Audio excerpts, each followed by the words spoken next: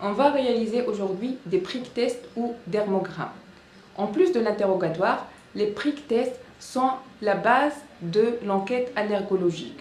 Après un interrogatoire où on a suspecté une allergie, on va essayer de confirmer cette allergie par la réalisation de ces prick tests.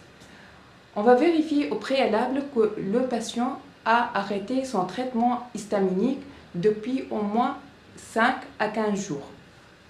Pour la réalisation de ces prick tests, on a besoin d'une batterie contenant les pneumoallergènes nécessaires, des stellar points, des compresses pour la désinfection, un antiseptique et une réglette pour la mesure ultérieure des résultats. On va marquer les principaux pneumoallergènes qu'on va tester. On commence par le témoin négatif, le témoin positif qui est l'histamine, les acariens, les graminées,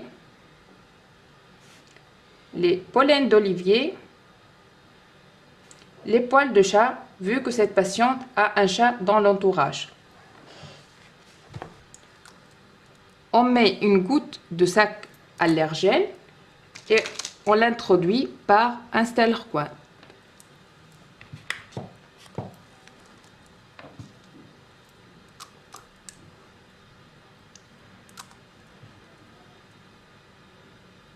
C'est un acte qui n'est pas très douloureux.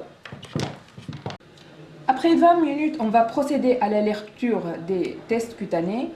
Et donc, un test est positif si on a une papule qui dépasse les 3 mm. Donc, ici, le témoin positif, sa papule fait à peu près 1 cm. Les autres allergènes négatifs à la fin de la lecture.